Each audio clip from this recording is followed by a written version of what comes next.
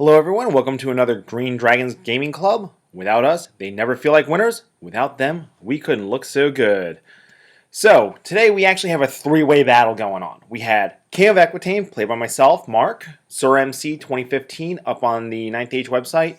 Again, if you're around southeastern Pennsylvania, Westchester, Pennsylvania, even in the northeast part of Maryland, South Jersey, do me a favor, reach out to me.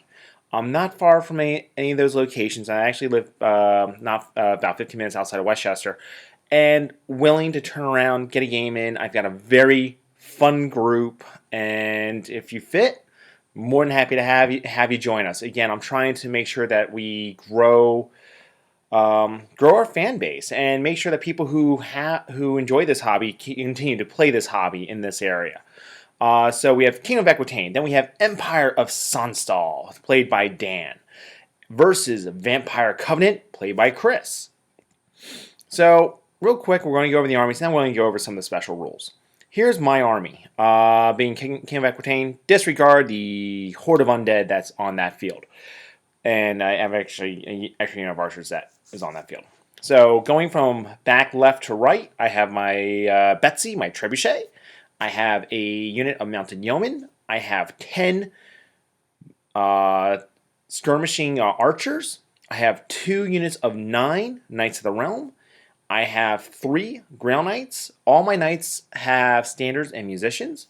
And 20 peasants with sword and board. On my characters, I have the Virtue of Renown. So he has Lethal Strike and Ordnance when he does Lethal Strike. He has the Blessed Sword, so he's rerolling to wounds.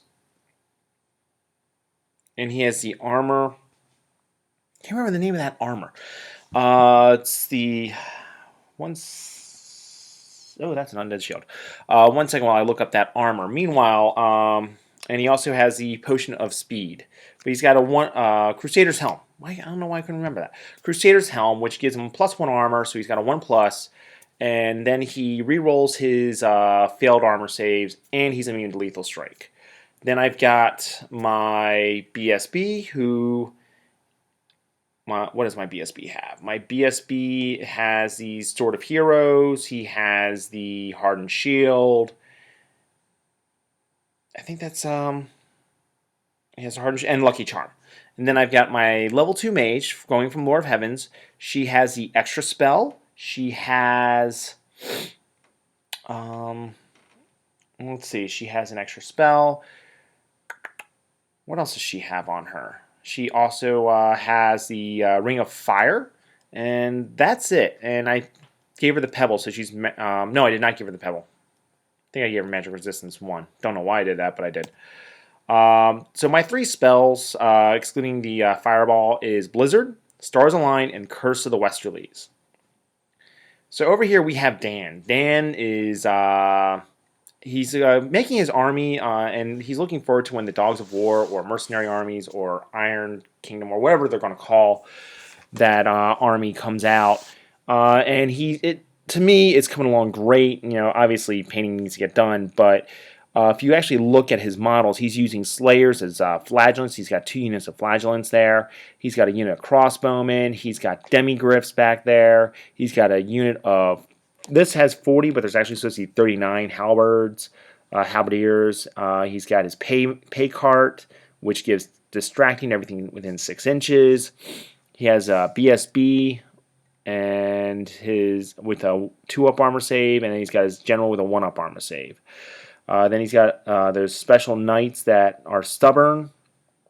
And what else do they have? I think that's it. And because we're only playing 1,500 points per army. So on the board is actually going to be 4,500 points, but it's split between 3 players.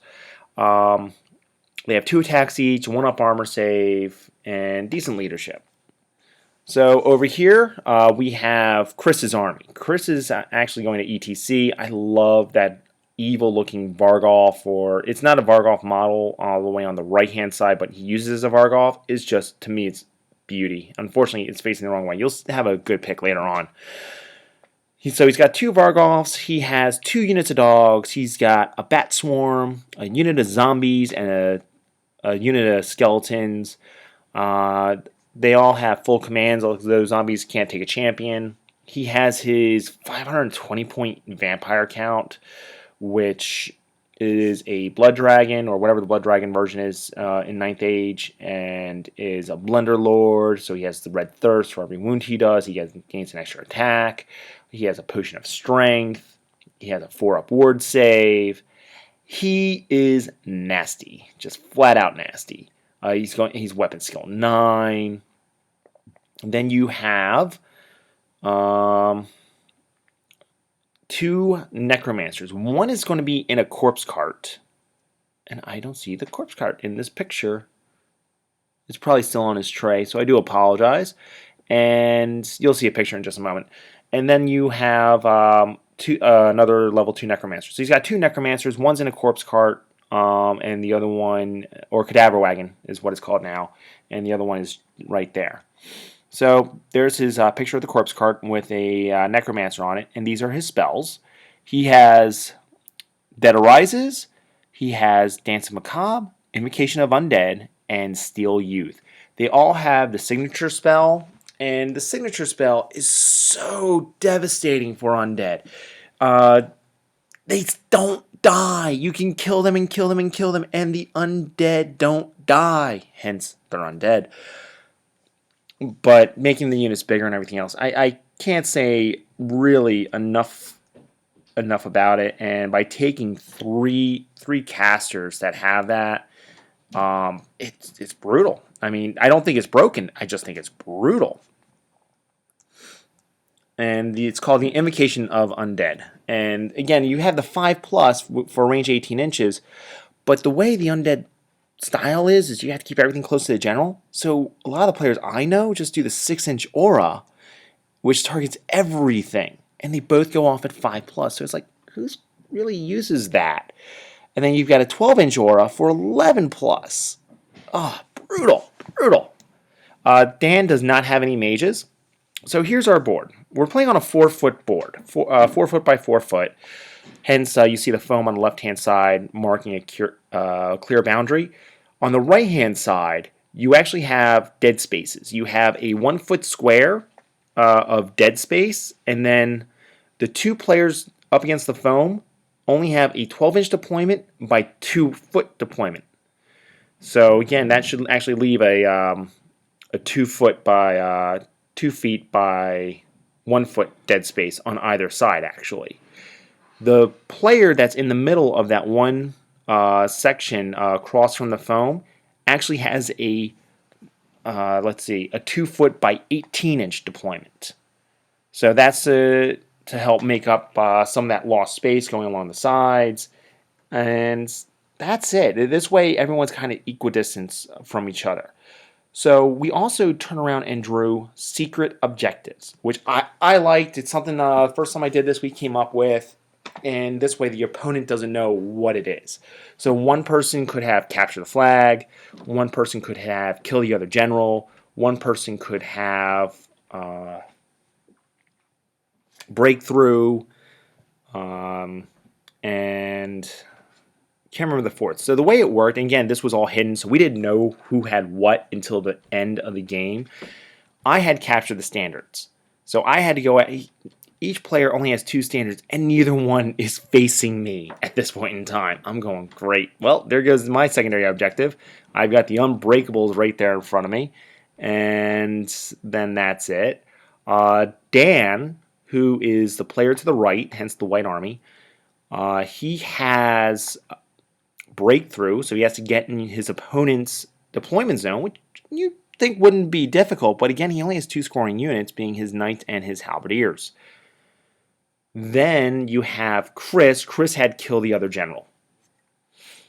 And the way the tiebreaker is let's say Dan has his army in your deployment zone, and Chris only kills 1 general, but Dan has 2 units in the deployment zone. Dan wins because he has more units in that deployment zone. That's the way we were doing it. And if someone had hold the ground, whoever has more units at closest to the center, if you have like 3 different units, that's 3 units holding that ground. Therefore, that person would win. So also, I want to make note. whoever drops first, or if you drop everything, doesn't automatically get first turn. All putting down first means is whoever's done first gets a +1 to the roll for going first. We all took turns deploying, so we did another roll off there as well. Whoever had the highest roll, turn around and place first, and whoever had second roll, place second, and so on and so forth. And we did the same thing for game purposes as well, for who had first turn and such. It worked out. That's all I can say. Is it really, really worked out. It was a lot of fun. So this is after Vanguards. Chris actually finished last. So he had first move of Vanguards. He took his Vanguards and he slid them backwards with the 1 unit. So then I moved up my Peasant Yeoman. He moved his other unit back. I'm like, okay, just wasn't what I was expecting. Dan had no Vanguards, and that just left me. I threw my Yeoman out there because it's like, look, if he turns around and takes the bait and charges them with one of his units of whatever the heck they are, the Flagellants, that'd be great to turn around and be able to get one of my knights in there. I'll better position him so I can get in there. But he's a smart player, and you'll see that in just a moment. So Dan actually wins the roll-off because he did have the plus. Chris had the +1, but Dan won overall. And why I have that die there, I do not know. But there's that better picture of that Vargoth, or Varkalak, I think as they're called now. And it's just a beautiful model. I really, really enjoy it. I think it's so cool looking. So, let me go back. Dan really doesn't do much. He shuffles forward. I apologize. I didn't take a picture of this. So, the Demigryphs come down off the hill and are rounding the corner facing off with my bowman. He moves his Flagellants just up a little bit. He leaves the crossbows there, and he moves up his halberdiers slightly up, and he has the knights sitting behind him. I think that was the one mistake Dan did throughout the game. Unfortunately, I think it was a big mistake, is he kept the knights. And I know why he did is he wanted that leadership 9 leadership bubble with everyone getting distracted within 6 inches of the pay cart. But now here's this big, chunky, brutal assault vehicle of knights that is stuck behind halberdiers currently. So I think that there's a mistake. Again, the Demigryphs saw that coming around the corner. And the way the turns work is I believe it goes Dan, Chris, myself in terms of turn order. So going back, he gets turn 1. His cannon does nothing. His archers do nothing, so that's why there's also no pictures there. So now it is his turn 1. He charges in with the Vargoth. He actually tried to do a double charge here. He tried to charge in with the Vargoth and his skeleton with his lord in there. It's a great idea. All he needs is a 5 with one and a 6 with the other. His skeletons, meaning the 6, fail him. They move up 3 inches. So, again, huge sigh of relief from Dan. Chris, who's again a very smart player, turns around, takes that Vargoth, throws him touching the BSB, who is there on the left corner with his shield on his back with the pole sticking up in the air. So there's him moving that because he's trying to figure out, do I want to hear, do I want to hear? And finally he says, no, let's go ahead and try to kill that character. So after movement, this is kind of how the board looks. And again, he moves the Vargoth up there, and I do neglect to take another picture. He actually gets off Dance Macabre and moves on the bubble effect, so he gets to reroll his misses. And he moves his Vargoth back, so it's closer to his dogs and his skeleton unit. So, makes sense. I wasn't quite sure why he put it there to begin with. I thought he had enough movement to put it in the next spot, which you'll see in a moment. So let's see. Magic phase. Let's see. He gets more dead things. They come back. He chose Dan as his opponent. That's a great note. Forgot to mention this. The way we work Magic, you have to choose your opponent. So there are 3 of us. you can only have your active spells or attack or hexes, direct damage go against a single opponent. So you pick one opponent, and that's it. The other opponent sits back on the sideline. You have the spell scroll or anything like that. You can't use it. You just sit there and relax. So that's it. He's growing and growing and growing. Close combat, he actually does a total of 4 wounds to that unit. He does 3 or 2 to the character, and then he kills 1 additional halberdier. So that's why there's a 2 and a die. Which that there's painful. Meanwhile, the halberdiers do 1 wound back. They're steadfast, and that's it. So now it's Equitaine's turn. So I have 2 unbreakable units coming towards me. I have the undead pretty much, I feel, ignoring me. So I move 1 lance all the way up. I charge into the 1 unit of the flagellants. I don't know why I can't remember their names right now. And I chaff up the other ones using my mounted yeoman.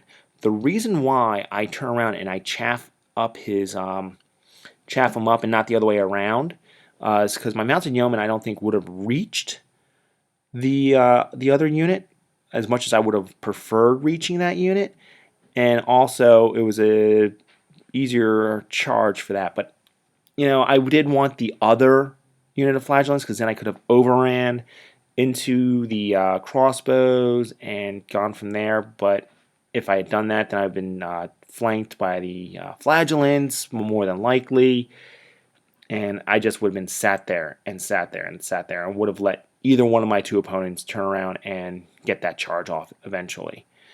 I chaff up his demigriff so his demigriffs can't get that flank charge onto my knights with using my peasants. Those of you who have watched my channel before know peasants, they're meant to die. And there's Betsy sitting by her lonesome, and that's it. So my archers, let me go back to that one picture. My archers, who are skirmishers, marched, but because they're skirmishers, they can shoot. So they turn around and take a pop shot up at the cannon up on the hill, kill one of the crew members. My mounted yeoman, kill 1 of the crew members. That leaves 1 crew member. 1 crew member. In retrospect, I probably, rather than throwing Betsy over at the undead, I should have gone after the crew members, but I don't. And I do get a spell off during the magic phase. I get rerolls to hit because those things are unbreakable. I need to make sure they die. That was my logic. That was what was going through my head going, all right, I need to make sure I hit them. Because that to me is Equitaine's biggest issue, is making sure we hit our opponents. So that's why I did that spell rather than reroll armor saves. In retrospect, reroll armor saves probably would have been better, considering I needed 2s to hit. So again, that's what I should have done. Oops on my part. Again, there's that trebuchet. So you remember Chris putting all these lovely painted skeletons in the back end of that unit. Out comes Betsy the cow and smack dab, dead on target, kill 16, another 16 skeletons. She is consistent and very, very accurate. God bless that cow. I do apologize by saying that, but it's like, the cow was just dead on accurate. Very lucky cow. Over here, combat. So he actually does kill, I want to say 3 of my knights with that unit after I'd already killed all of his unit, because no matter what, they're flagellants, they always get to attack. And again, I should have had reroll armor saves. I screwed up. Now, the way close combat works, because it's a 3-way game, every close combat happens every turn. So here, we have it so that he turned around and his Vargolf whiffed big time. And he paid for the extra Bloodthirst on a 3+ rather than the extra stomps. I think Chris might be reconsidering that, because the extra stomps, now all of a sudden, that is such a deadlier, more dangerous unit going into close combat with infantry. It can grind infantry and just flat out kill them and keep them there, versus having the extra bloodthirst and regaining those wounds, and I think that'd be better off because again, you have 3 casters. You have the attributes. You're going to be healing your models left and right. I think Chris may reconsider that aspect of his list. Because again, that's to me is what makes Vargals almost overpowering is the amount to grind the infantry, but the fact that they have a 4-up regen save. But if you play it properly, it's not as dangerous. It's still a dangerous model. It's a deadly model. And again, there's that beautiful model that he got from Poland. So Halberdiers just stay there, and now it is back to Dan's turn. So here's a picture of movement after movement. So he charges in. Actually, it's after a shooting phase, by the way. So he charges in with his demigriffs into my archers. Expected that. He charges into my yeomen. Expected that. And that's why they're there, and it's a frenzied unit. And that was basically it. Nothing else really going on. And then he has no magic. Actually, he has this cart, but he's not doing anything because it's a bound item. And let's see. And then, so he goes to shooting phase. Crossbows, I don't think do anything. That cannon turned around and killed 4 of my knights. The only reason why he didn't kill 5 of my knights is he rolled a 1 on one of his wounds. I didn't make a single ward save, not a single one. That was devastating. But, live and learn by the cannon. First time I've seen the cannon actually turn around and do its job. And I think earn back its points because that's 108 points right there that cannon killed. So I'm feeling that. That's a little bit closer picture. Demigriffs. So he turns around and he's like, all right, he rolled the demigriffs first, not doing the guys on top, and killed 7 of my guys. I'm like, all right, I have a chance here. And no, he ends up actually killing 9 of my 10 archers. But that one, they go, Robin Hood, he hits, he wounds, and he fails his armor save, needing a 2+. So way to go, Robin Hood. But I auto break, and he catches me right away. He moves them forward. Over here, his flagellants make short work of my mounted yeoman. Again, he kills all 5 of my yeomen. I killed 1 of his flagellants. And that's it. And he chassed me up a little bit with his crossbowmen, who I really didn't want to charge into because if I charge into them, it sets me up beautifully for those knights. And those knights are going to be brutal. That's all I can say is they will be brutal. I couldn't prepare for it, but rather not have to deal with that. So over here, he gets Dance Macabre off, and let me go back a picture. So now it's Chris's turn. So it's Chris's movement. He charges in with his skeletons and his lord again this time, and that other Vargolf. His zombies are back there kind of hovering, and he's actually going to move them up closer so that the skeletons gain distracting. No, I'm sorry, they don't gain distracting. They gain lightning reflexes.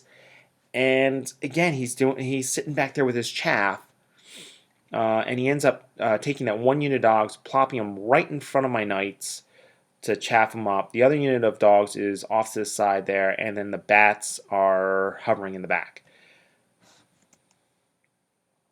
He gets off Dance Macabre so he can reroll his misses. That was actually huge for this close combat because when we get to... I'm trying to remember why Dan's doing with thumbs up here.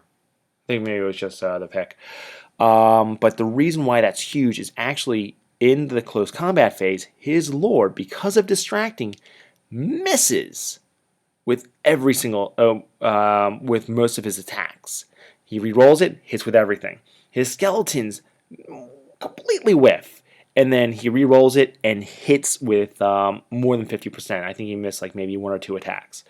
So again, getting that spell off, so basically that mini hatred was huge and definitely changed the course of that combat.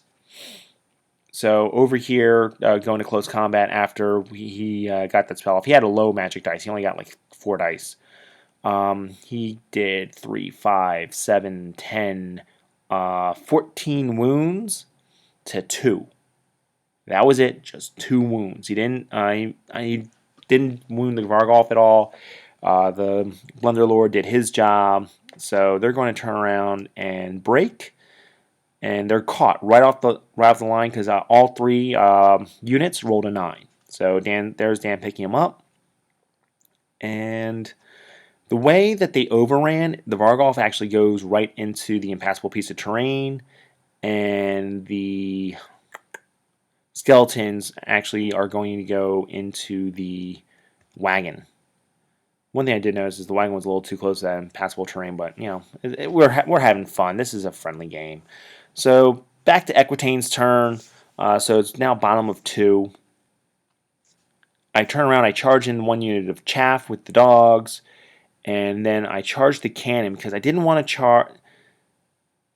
I didn't want to charge the bowman because again I've got that Vargolf, that unit of skeletons. They're probably going to turn around and make mincemeat of that wagon. That wagon's going to just lead them, and then it'll be Chris's turn.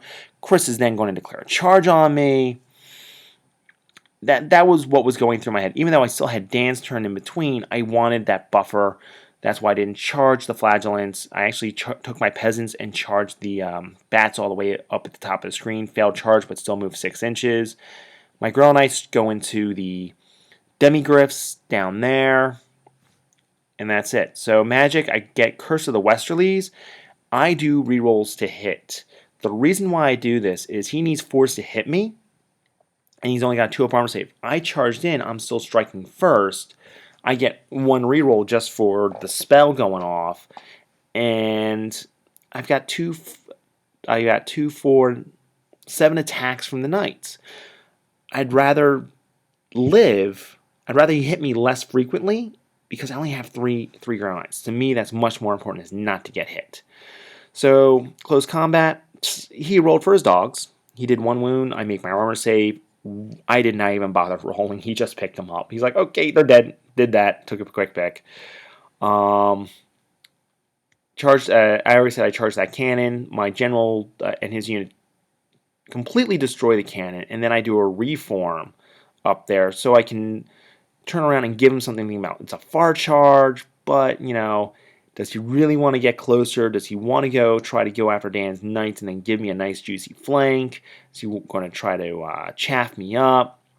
What is he going to turn around and do? And let's see, we still have another combat. So my Grell Knights turn around, they do 3 wounds, kill 1 of the Demigryphs. He fails to hit and wound me. They run, he gets away. So Grell Knights doing their job so far.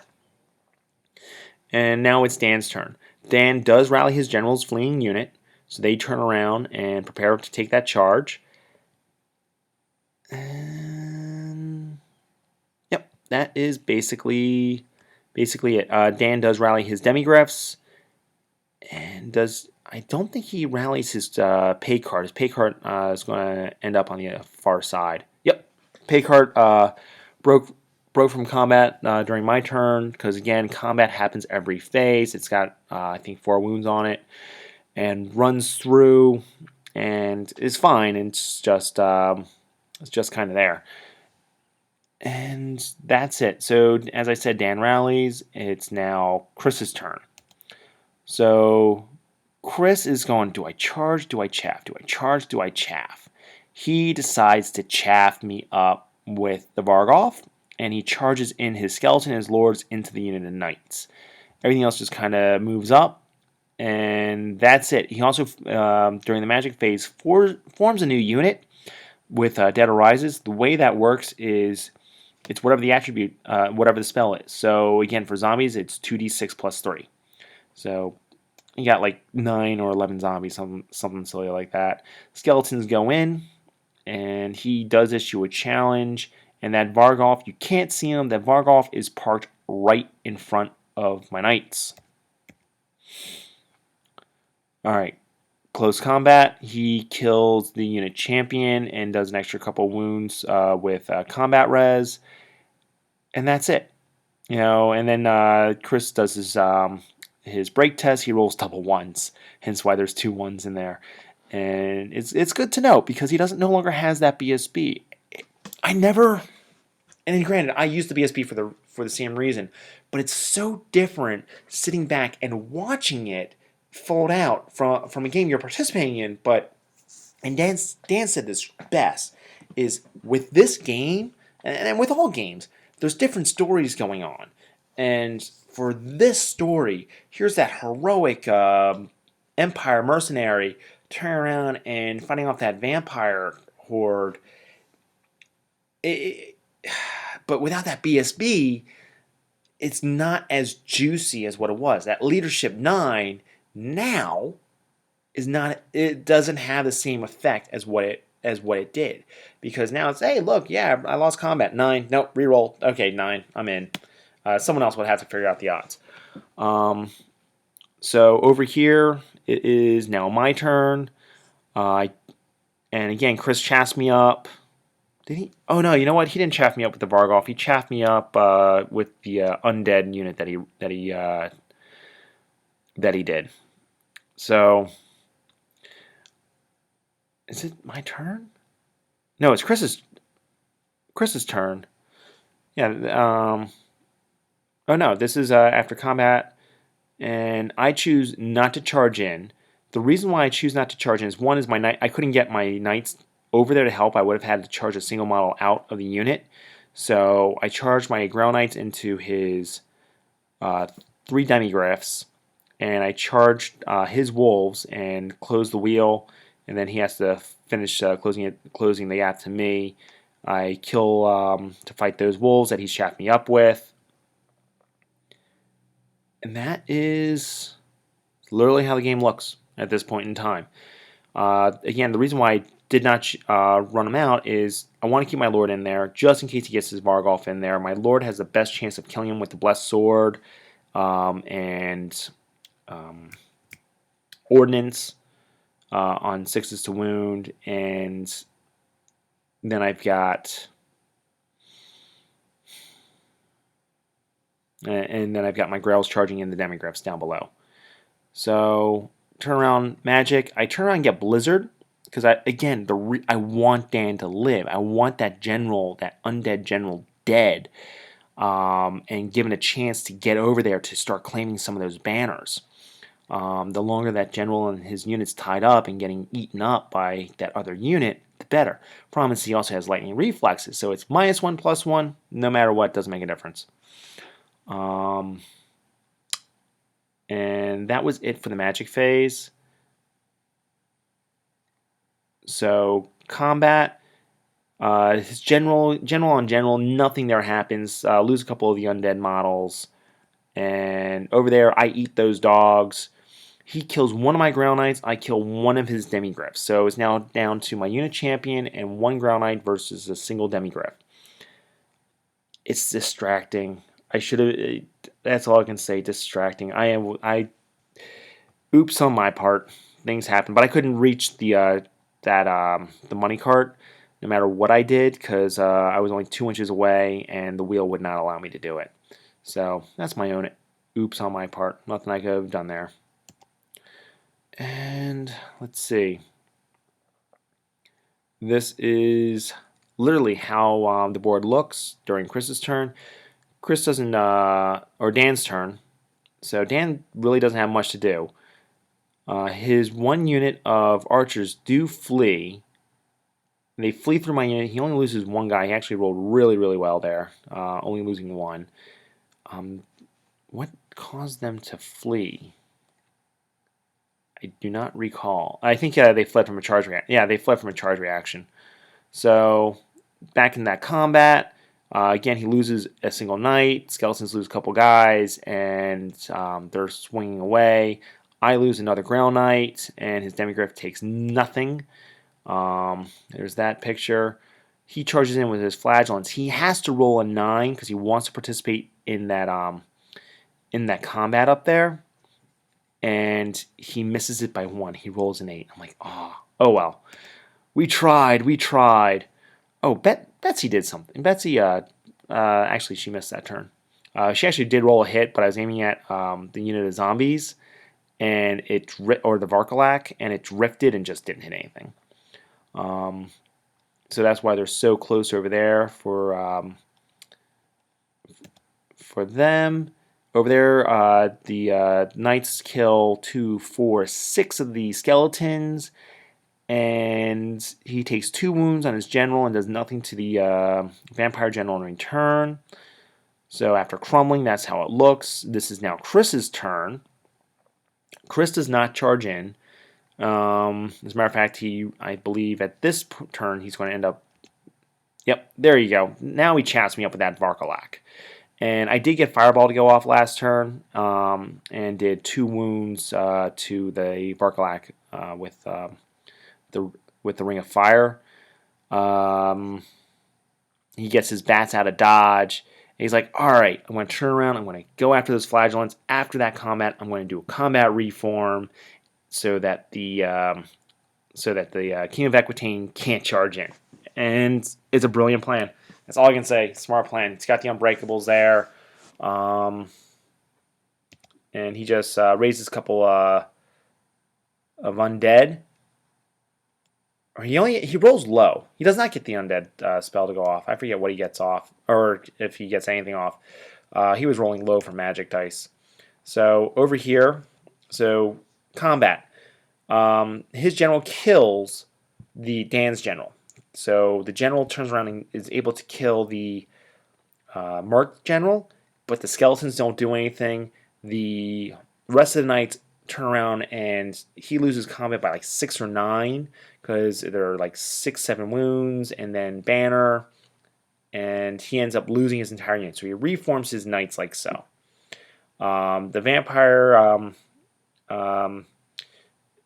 at the end of the phase turns around and does their test. Nothing dies, or maybe some of the bats died. That was it. Over here, he actually did quite a number of wounds onto the flagellants because they have no armor, but they still get to turn around and swing back, and leaves them only 4 flagellants. That's it. Over here, the Demigryph kills the 1 remaining Grail Knight, and that's how the board looks. So now it's my turn.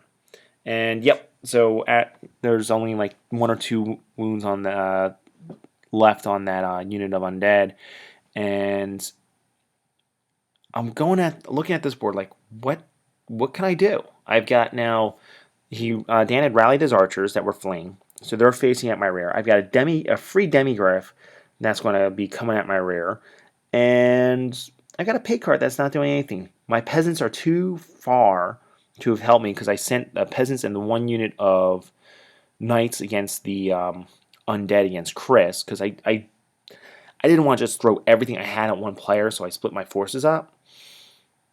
Yeah, so that was what was going through my mind.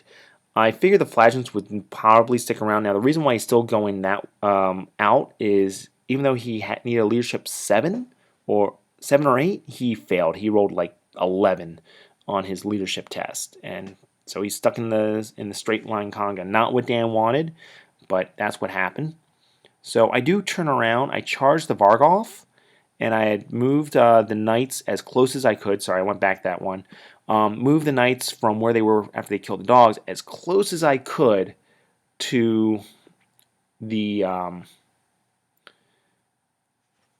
unit of zombies there, because I'm hoping I can kill the Vargolf and get those knights into that combat. So his 1 unit of knights be on one side, my unit of knights be on the other side, and we meet somewhere in the middle, and then get another game in. And we're also at this point going, what turn is this? Because that was the one thing we weren't keeping track with the die, which is what we should have been. And I apologize because I usually like to take pictures with that die next to a unit so I know whose turn it is as I'm doing these videos. So again, I charge in, and he did heal 1 of the wounds after the 2 wounds I did to him with a spell attribute. And Betsy. Now, if you notice, what's missing from this picture? Let's go back a quick picture. Nope, the wrong way. Hold on 1 second. Okay, so you see the Demigryph there. Now let's go back to where we were. There's a great big kaboom, as my daughter likes to say after quoting Marvin the Martian. It's an earth-shattering kaboom. The Betsy dead on target, hits, wounds, does 3 wounds, kills a Demigryph. With that, both those units turn around and take a panic check. The pay cart runs off the field of battle, and the archers, the crossbowmen, end up fleeing. Hence, so that really saved my bacon there. Over here, I had Dan and Chris continue that combat, leaving just two there. Here he again, knowing that Chris's after the game was kill your enemy general. He does 1 wound to my general, and that's it. The reason why I have 1 wound on my mage is because I did a miscast earlier, which did 1 wound to her. And I did 3 wounds to his Varkalak, so with the banner BSB, it just goes pop, frees me up. The reason why they're spread out now on the movement tray is so that they don't fall over. I have a lot of metal models, because again, my models are very old, some of them. That's a converted Green Knight model with the BSB where the top part's pewter, and then the 2 knights there are actually pewter as well. So, or the horses are cheap plastic. So that's now how the combat looks. It is now Dan's turn. Again, the crossbowmen who are laying down on the ground are running away. Betsy did her job. He chews up the last 2 guys, and Dan, let's go back. So if you notice, Dan's turn around and his knights are actually facing the undead. But now that I'm freed up from the Varkalak, he's like, I'm going to get maybe... my 2 flagellants are going to stick around for a turn, so he turns around and faces me. Unfortunately for Dan, his flagellants don't stick around for that turn of combat, so the following turn, when it's Chris's turn, that unit of zombies with the characters and everything else go right into the flank of those knights. Hence, there we go. And he gets the bats out of the way, so that, really bats are doing nothing. And that's it. So he kills 2 of the knights in that combat. The knights do a couple wounds back. All I wanted was 1 more wound on those knights. I wanted 1 more wound or a low roll. The knights flee from combat, and the zombies turn around and actually made it to the board edge and made it off the board. We think it was turn 6 at this point. Even during this battle report, I couldn't tell you because it was like so many turns, but it was so much fun. We're all laughing. We're all like going, "Oh my god, it's such a different style having to face 2 opponents at the same time." And because of the board, the short board, no one can just sit back and while the other army just gets completely obliterated because you're already close enough to each other for those combat charges. He does rally his archers over there.